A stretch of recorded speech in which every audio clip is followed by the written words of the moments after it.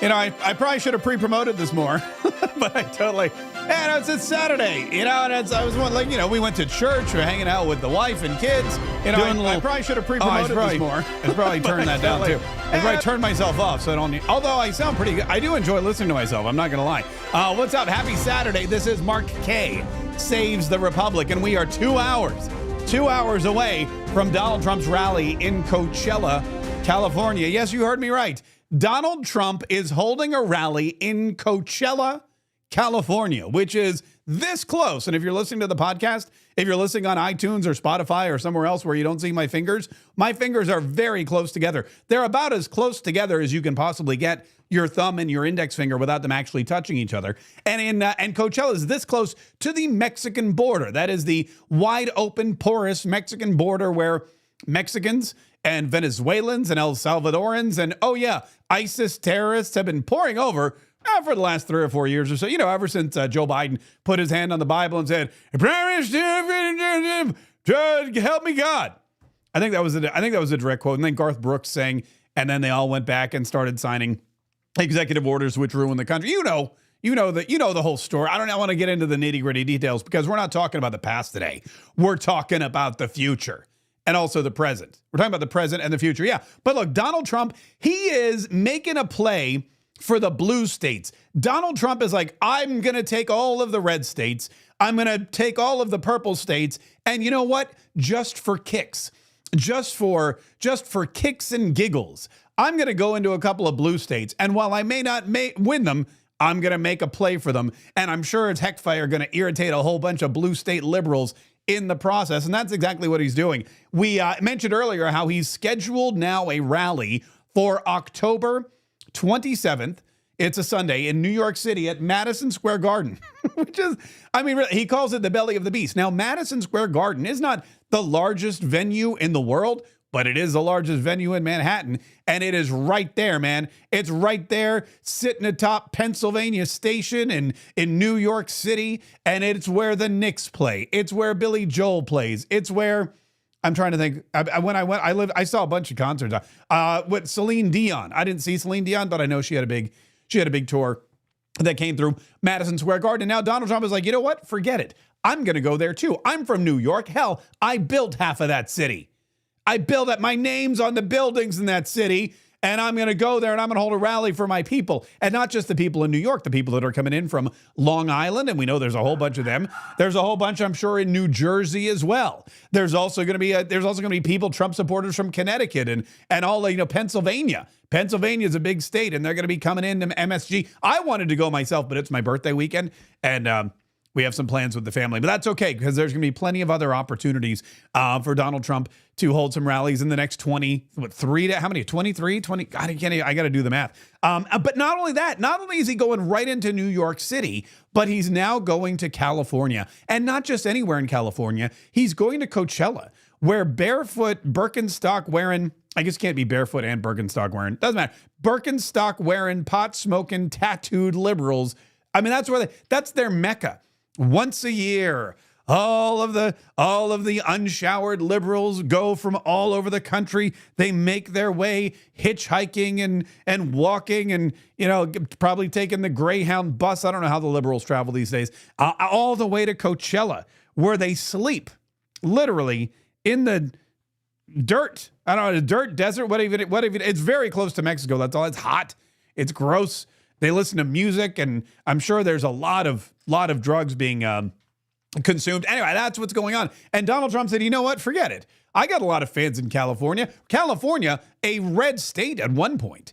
California, before the liberals took over, was, Ronald Reagan, one of the greatest Republicans, one of the most conservative presidents we ever had, came from California. And he was the governor of California. Very popular governor of California, I might add. And he brought all those conservative ideologies to the White House and changed this country for the better forever. And it was amazing. And then they made a movie about him with, what's his name? Kurt Russell. And Hollywood shunned it, but everyone went to go see it. It was a big success. Anyway, that's neither here nor there. So Donald Trump's going, look, I want to show you that this is where Donald Trump's going. He's going to blue states. He's going to the bluest states There are. Look, so all right, here we got, let's start over here on the East Coast before we get to Coachella. Let's start over here. They got Maine. Maine's like a light kind of, I'm not going to say a robin's egg blue, but it's like a nice light indigo kind of blue almost. Same with New Hampshire. In Maine, they separate their district, they separate their electoral votes by district as well. So there's actually a red vote. Donald Trump is going to win, projected to win at least one district, while one district is that dark, dark blue. I think Donald Trump could win more of Maine, but that's neither here nor there. New Hampshire, also a very, New Hampshire, what is it? The live free or die state. A lot of Republicans, a lot of conservatives, a lot of American patriotism in New Hampshire. And while it's still blue, again, I think that could be very easily red. But then you get into the dark, dark blue, like the navy blue. It's like looks like the background of my logo blue. If you're looking, this is like what I call, it's kind of that Mark K blue. I don't think they're using the same hex code that I do. But 052A49, by the way, if anyone ever wanted to know what the Mark K Saves the Republic dark blue hex code was, in case you wanted to, I don't know, make me a t-shirt or a card or something, it's 052A49. But anyway, but then you get this nice dark blue. Vermont, Massachusetts, of course. You got Connecticut in there, deep red blue. New Jersey, Rhode Island, and New York, which, if you look at it there, is I didn't mean to turn Pennsylvania blue, is 28 electoral votes. Now, the interesting thing about New York is, again, Donald Trump is from there. And at one point, a lot of people in New York loved Donald Trump. The other interesting thing about New York is that a lot of the Democrats that have been in charge of the state for a while have been doing such a god-awful, horrible job that a lot of New Yorkers are just sick and tired of it. And what we saw in 2022 with Lee Zeldin running against Kathy Hochul and a lot of these other congressional races in New York was, we saw New York is still blue, but it's less blue. And we saw a lot of counties that pointed toward the left start to twist and turn and point toward the right. And Lee Zeldin, while he didn't get enough votes, he got a lot more votes than anyone was expecting him to. And with Donald Trump on the ballot, and with Kathy Hochul as the governor, and with that other guy as Mayor, what's his name, Adams in New York City, and with all of these indictments now that are coming down, and with all the illegal immigrants, I mean, look at this. There are people in New York that aren't stupid. They know that the illegal immigrants are being dumped there by the Democrats. They know that they're being dumped there by the Democrats for a couple of reasons. Number one, they're Democrat. They just dump them everywhere. They're dumping them everywhere. In New York, you're not alone, but they're dumping them everywhere. They also know that they kind of blend in a little. They can buy up a hotel. They can shove everyone in there. You see homeless people. You don't care if they're American or veterans or Hondurans or whatever. You just think, oh, our homeless problem is exploding again. But the other reason is they really want to get back to 30 electoral votes. So if they dump a bunch of immigrants in there and then they just give them amnesty, then that 28 can go back up to 30 where it was before everybody left after Kathy Hochul and Andrew Cuomo made the state almost unbearable to live in during COVID. So that's New York. And Donald Trump, again, is he going to win New York? I'm never going to say never. I'll say, the signs aren't pointing that way. But if anybody could, it's Donald Trump. And if anyone deserves to, it's Donald Trump. And also, even if he doesn't win, it doesn't matter. Just by going to Madison Square Garden, Donald Trump is going to annoy the pants off of a whole bunch of liberals, which is very exciting. That's one of my favorite things to do. That's one of my hobbies, is annoying the pants off of liberals. All right, we're going to get to California, but let me explain to you what's going to happen here in just a minute. I'm going to, because it's Saturday and because it's a little more, I just got back from church. We went to church today because I don't know why we had to go today because we couldn't go tomorrow, and you have to go every week or you go to hell. So what we did was we decided to go today at 4:00. I just got back from church. We went to the grocery store. You don't care about any of this, by the way. Maybe you do. Maybe your life's just that boring that you're like, Mark, tell us what you got at the grocery store. I will in just a minute. But so what I'm going to do is I'm going to talk here for about like 20 or 30 minutes, and then I'm going to open it up to discussion. I'm going to actually go in, and if you want to send a super chat on YouTube, or if you'd like to send a Rumble rant on Rumble, what I'm going to do is I'm going to go and I'm going to read some of those, and we'll make it a little more interactive today. I'm not broadcasting all the way through the rally because, that's 2 hours to the rally, and then the rally is going to be another 2 hours, and there's another rally tomorrow that I was actually going to look at. Wait, are we not on Rumble? Hold on one second. Why are we not on Rumble? We should be on Rumble. Oh no, we're on Rumble. Hi, Rumble. Sorry, I hit the wrong button. I hit somebody else's Rumble and it said 0 people watching. And I was like, whoa, whoa, whoa, whoa. Wait a minute. I take that personally. But now there's 472. So I appreciate it. So if you want to leave a Rumble rant or if you want to drop a question with a super chat or a super sticker or whatever, by all means, let's do it. And then we'll, like I said, we'll do a little Q&A. And it doesn't have to be a question. You don't have to ask me. You can just tell me something. You can just, if you've ever wanted to like comment or if you ever want to say, Mark, you're dead wrong about everything. You suck. By all means. If you drop a $10 super chat telling me I suck, I will read it. I will read it. I won't agree with it, but I will read it. So do that now, and we'll get to those here in just a minute. Which brings us back to the West Coast, Coachella, California love. Dun, dun, dun, dun, dun. Woo! Donald Trump is headed out there tonight. He's probably there now. He's headed out there tonight. And then what he's going to do is he's going to have a big rally at Coachella. And look at, man, they leaned into this. They did a great job with this. They have a flyer like it's the Coachella lineup. You know, like whenever they have a big festival with bands, they always say, here's the lineup. And the headliner's always on top. And then they have all the other bands. Like, I don't know who the big, like, not Nirvana. They've been got, like Foo Fighters would be on top. And then all the other little bands would be on the bottom. But so Donald Trump made this flyer. Trump Vance, Make America Great Again. President Donald J. Trump. That's the headliner. And then look at this.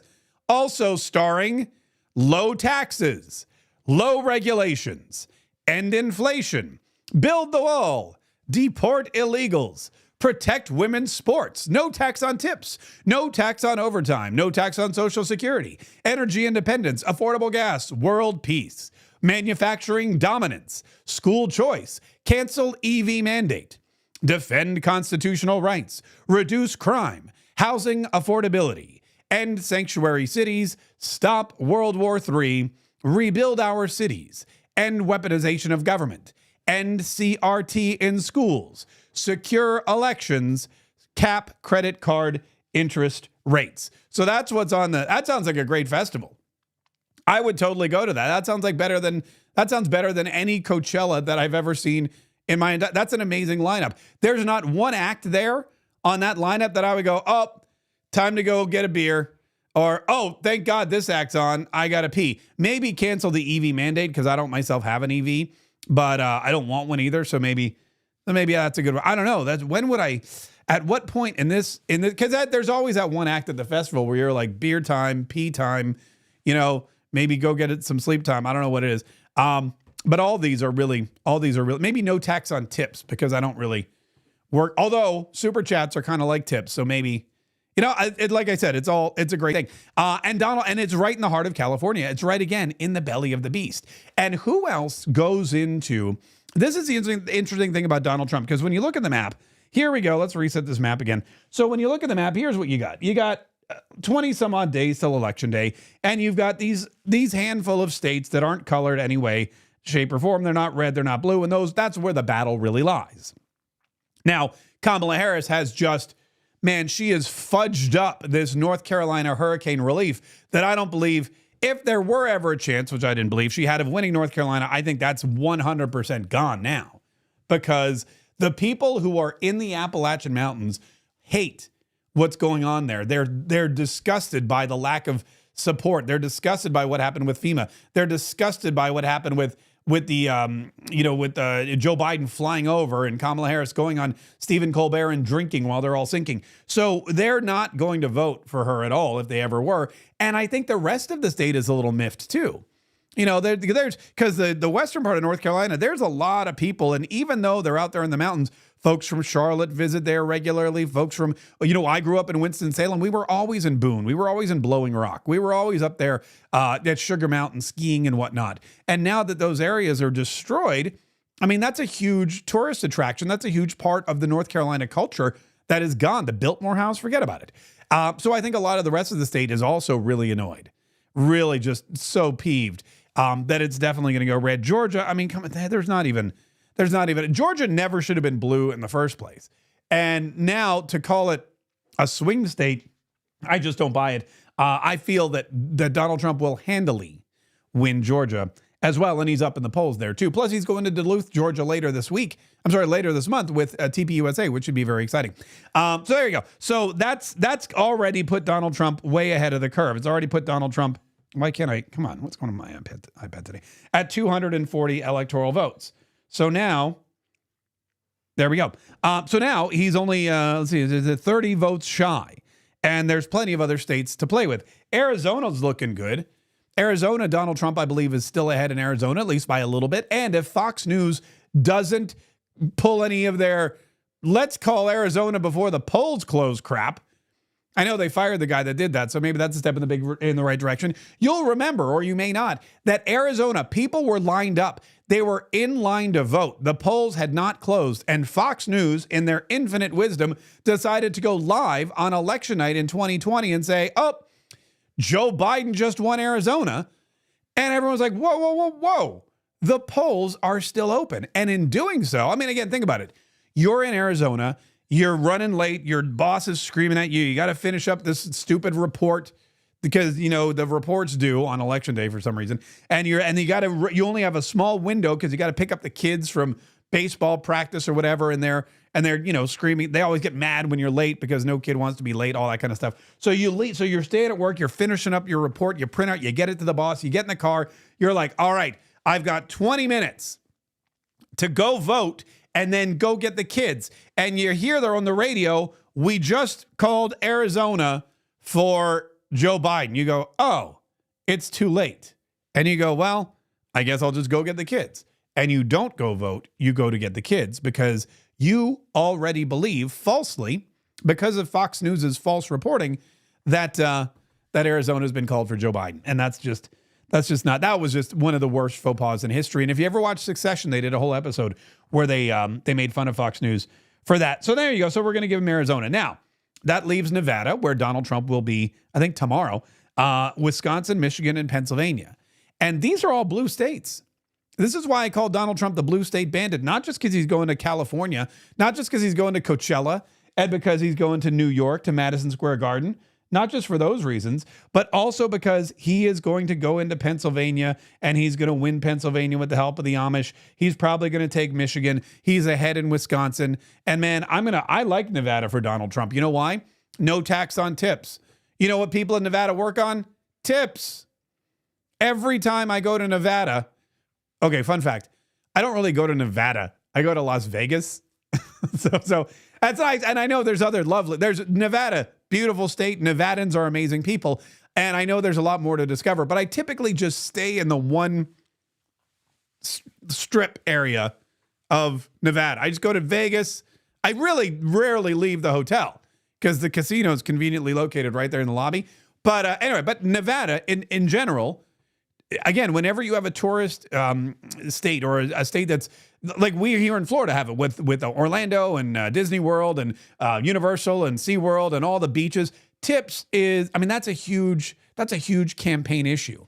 And Donald Trump grabbed it and he ran with it. And if you know anything about the Service Industry Union, the SEIU, if you knew anything about how many waiters and waitresses and cab drivers and Uber drivers and chauffeurs and the dealers in Vegas, every single dealer works on tips. You know, they carry around the little box and you throw a chip at them and they go, thank you, sir. And they drop it in the box and they make a big deal about it. And it sounds really nice. And then everyone wants to tip the dealer. It's like they've got this whole psychological thing that they work on you with. They're smart people. And so that's why I believe Donald Trump has a really solid, nay, fantastic chance of winning Nevada, which puts him over at 301. Puts him well into the win column with all of those states. And again, these are right now considered blue states. So if you look at Georgia, which is considered a blue state, Michigan, Wisconsin, Pennsylvania, Nevada, and Arizona, that's why I call him the blue state bandit. That's why Donald Trump is going to come in here. And it's not just because he's going to taunt Democrats in New York and California. It's not just because he's taking on Madison Square Garden and Coachella. Right. It's because he's stealing the states that were probably rightfully his to begin with anyway. And it's going to be really, really interesting. It's going to be, I'll be honest with you, this is going to be one of those times that I think people are going to be shocked. And I don't want to call red wave. I don't want to do any of that. You know what else I think could happen? Minnesota, okay, let's reset this for a minute. Minnesota has for a very long time been a purple state. It's very red. It's very blue. There's a lot of liberals. There's a lot of not liberals. What's his name? Stuart Smalley, the guy, the guy, then he felt up the girl on the plane and then they said, get out. And now he wants to come back. What's his name? The guy, the obnoxious guy that wrote the book about Rush Limbaugh. Al Franken. Thank you. Senator Al Franken. He became a senator by like a handful of votes in Minnesota because Minnesota is kind of a purplish state. And Tim Walz is such a horrible representative of Minnesota. Tim Walz is such an awful representative of the Democrat Party. Tim Walz, this guy, when he said this. Knucklehead at times. Oh, why did that start from the beginning? I'm a knucklehead at times. There we go. When he said this. So I've become friends with school shooters. When you have reporters actually asking this question. Is Tim Walz a moron? That's not good for your campaign. It's not good for your state either. And Minnesota is better than that. And I believe that the folks in Minnesota who really know Tim Walz the best, and we've heard from them, we've heard about the stolen valor. We've heard about him, the ridiculous lockdowns. We've seen the footage of him sending the cops into neighborhoods to shoot paintball pellets at his own constituents. We've heard about the mask mandates. We've heard about all the other questionable activities that Tim Walz has been, undergoing in that particular state. And so what I'm saying now is I think that Minnesota, see how it's light blue? You would think that if a Minnesotan was on the ticket, this would be dark blue, right? Like you would think that, let's see here. There we go. You would think that if Kamala Harris picked the governor of Minnesota to be her running mate, that state would be like a lock. It's not a lock. It's not a lock. It's light blue, it's that indigo. And I'm going to be honest with you. I think Donald Trump could win it. I've always thought Minnesota was better than what the polls say. I would love to. And I know it's tough. The last time somebody won like every state but one, Minnesota was the one state that they didn't win. But that's because the guy running was from Minnesota. And they liked him more. They liked him more than they liked Tim Walz. I think. I don't know. Maybe. But anyway, that's neither here nor where. I think I have that here. I want to take a look at that. Where's the historical maps? I can find, I'll find that another day. We'll have fun with that. We'll do a little history lesson another day. We'll go back and look at some of the other historical polls just for funsies, because that should be really exciting. So anyway, this is what's going on in Coachella. Now I'm going to be honest with you. I haven't really looked at the news, but I wanted to play you a couple of these clips. This is Kamala Harris. I'm right now. I'll just share my screen with you again. I'm right now on the Trump War Room X feed, where I go to get a lot of my stuff. Here's Kamala Harris. I want to play you this clip. This is Kamala Harris, who spent years covering up Biden's cognitive decline, now claims there's a lack of transparency around President Trump. Now, what she did was she released her medical records, like anybody cares. I don't know. Anyway, she released her medical records, and now she's begging Donald Trump to do the same. I released my medical records today. I appreciate you. So today I released my medical records, as has, I believe, every candidate for president of the United States except Donald Trump in this election cycle. And it's just a further example of his lack of transparency, that on top of his unwillingness to debate again, his unwillingness to do an interview with 60 Minutes, which again is part of the norm of what anyone running for president of the United States does. And I think that it's obvious that his team, at least, does not want the American people to see everything about who he is. So you saw. Okay, so this is her tactic now. And by the way, medical records are not even a factor in anyone's decision for being president. Even with Joe Biden, I'm going to be honest with you. With Joe Biden, no one was ever like, show me the medical records. Donald Trump tried to make it an issue, and Donald Trump brought it up. But the big issue, like, we could look at Joe Biden and go, dude, something's wrong with that guy. You can watch Joe Biden for 5 seconds. You can roll through the clips on Twitter. You can hear him speak, and you go, that guy is not right. You don't need a medical report. You don't need a doctor. You don't need anyone to investigate that. You can just look at him and say, that guy's kooky. There's no way he should be anywhere near the nuclear codes. But she's trying to use all these old presidential tricks that just don't work. She's trying to use the release your medical record clips when nobody cares. They see Donald Trump. They understand that Donald Trump is out doing rally after rally after rally. He's got a rally today. He's got a rally tomorrow. He's got a rally on Tuesday. He's got a rally next week. He's got a town hall meeting. Donald Trump, he didn't do a 60 minutes interview. Well, after 60 minutes, totally like sliced and diced your interview. Why would he? Why would anybody do an interview with 60 minutes anymore? Also, Donald Trump has done more interviews with more outlets than you would even hope to do. She's trying to steal the narrative, and it's just, I mean, it's not going to work. No one's that dumb. At least I hope they aren't that dumb. There's another clip here. This is fun. I'm just gonna roll through their Twitter. Again, because I didn't have time to. I just kind of jumped on. I'm gonna roll through their Twitter here real quick. Where's my screen share? There it is. This is Tim Walz. This they just wrote. Tim Walz is a very, very strange individual. We got sourdough wheat and marble rye. Anything else special you guys like? Want like any meat options or no? Want a drink? Yeah. We got sourdough. He's just, I guess he's leaning over. He's ordering a sandwich or something, but he is a little close there. JD Vance, the American dream, probably. This is fun. Oh, what is this? Left. Walz brags about carrying weapons in war, which is a complete lie. Walz cluelessly fumbles around with a gun during his pheasant hunting photo op. Oh, let's play these. Here we go. And we can make sure that those weapons of war that I carried in war is the only place where those. Okay. And it never fits quite right. Never fits quite right. Just not quite right. How do you give it back?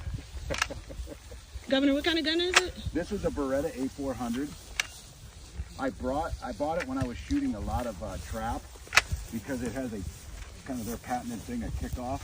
So when you get old, it doesn't hurt your shoulder as much. Wow, that was really awkward to see. I'd never seen that before. That was really bizarre. Anyway, so that's what's been going on. You've got Kamala Harris and Tim Walz out there trying to act manly, trying to act like they know what they're doing, trying to act like people they're not, and they're trying to act like Donald Trump is not the guy that he is and that we know he is. They're trying to beg for Donald Trump's medical records.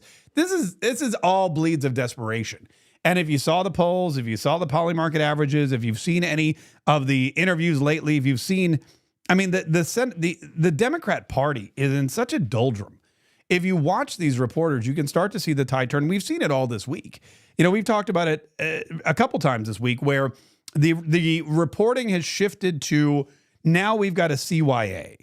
Now we've got to cover our butts. We've been telling people that Kamala Harris is the future. We've been telling everybody we're gonna turn the page on Donald Trump, even though he's not been president for 4 years. We've been telling people all this stuff, and now we've got to get people ready.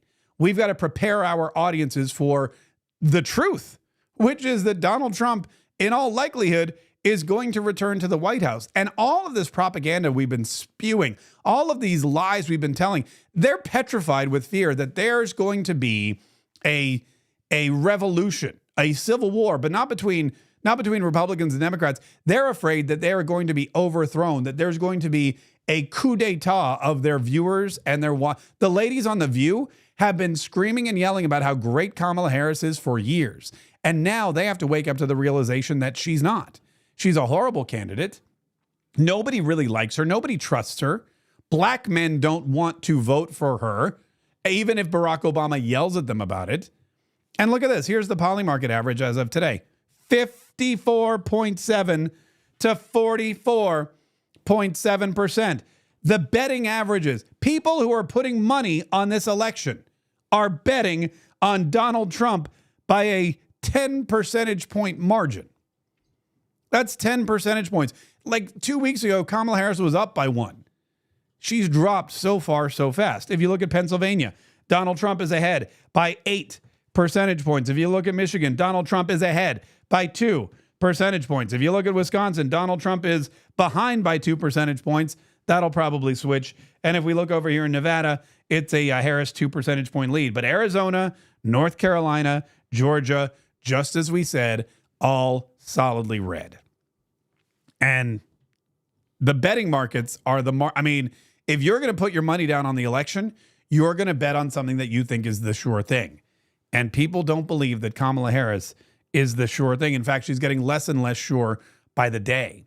And now all of these people on the media, in the media, they all have to answer for their lies. They have to answer for their propaganda, and they have to figure out a way to let their viewers down gently and say, hey, we know we told you that Kamala Harris was the future. We know we told you that Kamala Harris was going to win this thing, but we were lying to you. We were trying to persuade you. We were trying to make you think that Kamala Harris was in the lead so you would go out and vote for her, because nobody wants to vote for a loser. People want to support the winner. They want to rally. They want to join the crowd, the popular crowd, the cool kids. Well, the cool kids are all voting for Kamala. Oh, no, they're not. Maybe they were until you introduced Tim Walz into the mix. Oh, no, wait, I had a super chat. I just lost it. I had a Rumble rant I was going to read. Whoever said, oh, here it is. I got it. This is from UL32 on Rumble. As you can see right there. Let me see if I can get it to focus. I got to get a camera that focus. They have these cameras. They have these cameras that are specially designed now. It's amazing. They're specially designed for product to, you know, like if you're doing a live stream and you're showing a product like a phone or, you know, some AirPods or, oh, maybe I should show one of my book, Cancel Proof, which you can get now at mark.com/cancelproof.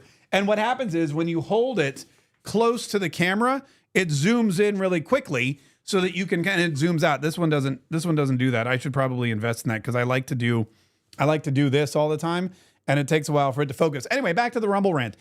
This is from UL32. Why do people call the Democrat Party the Democratic Party when they are the least democratic party of all of them? Good Rumble rant. And that's it. Thank you so much for the Rumble rant, UL30. We really appreciate it. I'm going to answer that question. I've answered that question several times before, but it's always worth repeating. And the Democrat Party was designed because, the Democrat Party, they call themselves the Democratic Party, or they like to talk about, you know, they always talk about it being a democracy, because they feel that that democratic sounds like a positive word. They feel like if they call this country a democracy, then you're going to be tricked into thinking, well, if this is a democracy and we have a democratic form of government, then maybe the Democratic Party should be in charge of them, right? Like if you have a sick dog and you need a veterinarian, you're going to go find a veterinarian. So it's like this word association thing. We live in a democracy. This is a democratic republic, and so we're Democratic Party, and you should vote for us. And unfortunately, for some people, it works. The truth of the matter is that we are a republic. It's a Republican form of government that we have here in the United States. And a lot of people that know that, they vote for the Republican Party because they think, well, obviously, if it's a republic, the Republicans are probably the ones that are best suited to take care of it. Because, you know, you would just by context clues alone, you would think that to be the case. And so what happens is we now have the Democrats pushing this narrative that this is a democracy. And you hear them all the time. Donald Trump is a threat to our democracy. Donald Trump is we've never seen a bigger threat to our democracy. He is a threat to our democracy. All over and over again. I played you. There was like 2 minutes where I read all the things that they kept saying. He's what was it? I forget. Not intrinsic threat to our democracy. You know the thing. And so what's happening is they're doing that to try to associate the United States of America's political system with their own political party. When the fact of the matter is their political party is the furthest thing from what the founding fathers thought our republic should be when they founded it. We got another Rumble rant. So far, by the way, the Rumble rants are outpacing the super chats by 2-0. So by 200%. All right, this is from Bobby Gongs. I don't know why this is so weird. Bobby Gongs, $25. Keep you your work. Thanks, Bobby. I appreciate that. Wait, there it is. Keep you your work. Right, type that. Keep up your work. Keep I don't know, whatever it is. I appreciate the $25 Rumble rant, Bobby. I will keep you your work. Thank you so much for that delay. Bobby Gongs, by the way, we did a bit a while ago. I wanted to introduce a new bit. I don't know if you guys ever listened to the Conan O'Brien Needs a Friend podcast, but when I started this podcast, I was a big fan of his. In fact, that's kind of where I came up with the idea Mark Kaye Saves the Republic, because I didn't want any friends, and also that one was taken. But Conan O'Brien, he would do this thing where he would interview celebrities, celebrity, and then all of a sudden one day he would just find a fan a fan from around the world. Sometimes they were in foreign countries. Oftentimes they were in foreign countries. And they would Skype him in, and he would interview the fan. And so we decided back then, I was like, I guess I decided, hey, I want to do that. So we put out a call for Meet the Ultra MAGA, because it was at the time when Joe Biden was calling everybody Ultra MAGA. Wasn't just MAGA, it was Ultra MAGA. And so we were like, hey, who are these Ultra MAGA people? I want to meet the Ultra MAGA. Let's showcase somebody every week who is Ultra MAGA. And we put out the call, and we set up an interview with Bobby Gongs. And it was the only one we ended up doing. But Bobby was great. Bobby's a Marine. He's got all these great tattoos, all these great stories. He's an artist. He's been making us amazing. I mean, I have it all in a box in the garage because that's where my old studio is now. But we have all these amazing gifts. The MAGA King, there was a MAGA King placard that he made me based on the design for the t-shirt. And he's been a great fan of the show and a great supporter of the show. And he was the only one we ever interviewed for Meet the Ultra MAGA. And my idea was, there's people out there who are MAGA, and then there's people out there who are Ultra MAGA. And they're the ones that paint their homes, and they're the ones who've divorced their wives because they they said something bad about Trump, or they're the ones that tick off their HOAs. They're the, whatever. I wanted to meet the Ultra MAGA. We had a couple of other people. We just weren't able to coordinate with the Zoom call or something. And then we just did other stuff, and then we got fired. So maybe we'll bring that back. Maybe we'll. Anyway, Bobby Gongs, thank you so much. Oh, another Rumble rant. This is great. Rumble is, like I said, outpacing YouTube today. Now 3-0. UL32 back again. $1 Rumble rant. Donald Trump is a threat to the Democrats' tyranny. Amen. Amen, brother or sister. I don't know. I don't want to assume your gender. It's tough to tell people's gender just by looking at the Rumble rants. All right. So the Coachella thing starts at 8:00 tonight. And again, when it says Donald Trump starts at 8:00 tonight, first of all, that's 5:00 Pacific time. And we know from hundreds of Donald Trump rallies, dozens that I've attended myself, and then hundreds that we've watched on the internet and on television and whatnot, that Donald Trump rallies never begin precisely on time. They are never, if he says 5:00, he'll be out there 5:45. Maybe 6. There'll be a couple of other people. So we're not broadcasting this one tonight. I just wanted to jump in here. I wanted to go over some things. I wanted to talk about Donald Trump's blue state strategy. I wanted to interact with you guys, say happy Saturday, let you know there's still a lot going on. Oh, one other thing that came up. And if you want, by the way, if you want to drop a Rumble rant or a super chat, we got like 10 more minutes. And I'll get to your question. I'll get to your comments. But one more thing. Somebody commented the other day, and they sent me a clip, and they said, Mark, all I ever see, whenever there's an ad that runs on your YouTube or your Rumble, whatever, all I ever see is Kamala Harris ads. And can you stop that? And I thought about it, and I was like, I probably could stop it, but I'm not going to. And here's why. Because Kamala Harris and her campaign have to pay for those ads. They pay for those ads. And if they're paying for ads to be shown to an audience that I know has no intention of ever voting for Kamala Harris, that makes me happy. That means that they are throwing their money away. And I know that when people who watch my show get a Kamala Harris ad, they may be triggered by it, they may be angered by it, but they're not going to be convinced by it. They're not going to be altering their vote because of it. So it's almost like a great way of stealing their money. Plus, we get to take their money. How great. They've been taking money from us forever. Now we get to take some of it back. So I thought, yeah, I'd rather not show Donald Trump ads. You know why? I can promote Donald Trump on my own. In fact, I feel like I do a pretty good job of that for 1 hour a day, 5 days a week, a couple of times on the weekends. I come on here, we talk about the rallies, we talk about other amazing things that he's doing, and I feel like we're pretty good promoters of Donald Trump. On YouTube, on Rumble, on X, I go on TikTok every single morning, and I do a TikTok about how Donald Trump is way ahead in the polls, or Kamala Harris looks like an idiot, or all these things. So I feel like promoting Donald Trump, we don't need to show Donald Trump ads. Let him take that money and show people in Pennsylvania those ads, or people in, where it really gets, go to the liberal, wherever Harry Sisson is. Show those ads on Harry Sisson's channel. That's what I'd like to see, because I think that would be, a better use of it all. Oh, we got another, man, Rumble's on fire today.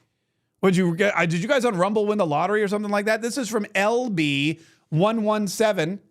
LB117. And you can't read it because, again, it's blurry. I got to figure that one out. What if I put like my finger in the camera to focus? Oh, that might work. Oh, that worked. Look at that. There we go. LB117. You know how states and cities have referendums? Why can't we do a federal one for term limits? That's a great question, too. Referendum, that's a great question, and I'll answer it because I know the answer to that. It all goes back to the way our government is set up and the fact that we live in a democratic republic. And in a republic, the federal government is made up of representatives that are duly elected by the people in the individual states. State governments are totally different. And in state governments, for example, we have all these stupid, I don't know what the state of Florida's problem is, but we have, every year we have these constitutional amendments, so many of them. And literally, they're bought and paid for by special interest groups. And if you get a majority of the votes, or if you get a majority of this, that, or the other, then guess what? Your constitutional amendment passes and you can go cash in on whatever it is. Medicinal marijuana, recreational marijuana, abortion. We had one a couple of years ago. It was a constitutional amendment to end greyhound racing. Now, I know there's a lot of dog lovers out there, and I know that they don't like greyhound racing, and that's fine and well and dandy. But a constitutional amendment, that's something that needs to be handled by the state Senate. That needs to be handled by the state government and the governor. And these people just find it so much easier to push forward these constitutional amendments to get whatever they want passed. There was a big one about casinos. They wanted to make more and more casinos in the states. Also the greyhound racing one. The opponents of greyhound racing and the opponents of these casino bills, it's not, the church groups or the Baptists or what you think. Yeah, they're against it. But these things are funded by two groups, Walt Disney and the Seminole Hard Rock casino owner, the Seminole tribe of Florida. The Seminoles are allowed to have casinos because they're on Indian reservations. And if we open it up to gambling all across the state of Florida, then they would lose a big part of the market share. So they pour millions of dollars into these constitutional amendments limiting the amount of gambling that can be handled in the state of Florida. And Disney doesn't want casinos anywhere near the Magic Kingdom. They're like, this is a family environment. We don't want casinos anywhere near Orlando. So they pour a bunch of money, and they're unstoppable forces in the state of Florida. But anyway, that's how the state governments run. On a federal level, we have a very clear directive. You have representatives. Nobody votes on, like, for example, if we were doing a federal referendum on term limits, you can't do that because our government's not set up that way. Then we'd be making laws by popular vote. And we don't do that. We vote for our representatives. We send them to Washington, D.C., where they get corrupted. And then they vote for the way, not that we want them to, but the way that the special interests want them to. At least that's how it works in my district with my representative. I don't know about yours. Anyway, there you go. Listen, we're going to wrap it up here. Thank you so much for tuning in. I know it was a shorter one, 45 minutes today, but thank you for all the Rumble rants today. We appreciate that. We will be back tomorrow. I'm going to do a little more extended version, and I think I will broadcast the rally tomorrow in the afternoon. And that one is I want to say it's in Nevada. I'm going to have to double check. So like I said, we've got stuff to talk about every single day. We've got to keep everybody energized every single day. We've got to keep the messages getting out there every single day. So thank you so much for being here today. Thank you so much for listening to the podcast. Don't forget to subscribe. If you're new to the channel, if you're like, I've never been here before, and this is amazing, I'd like more of this. Easy to do. Hit subscribe, hit the notification bell, and you can get notified every single time we post, we go live, we do anything at all. And we thank you. We thank you for doing that. It takes like 2 seconds. Just click, point, click, tap, point, click, whatever you want to do. And we'll see you tomorrow. Yay.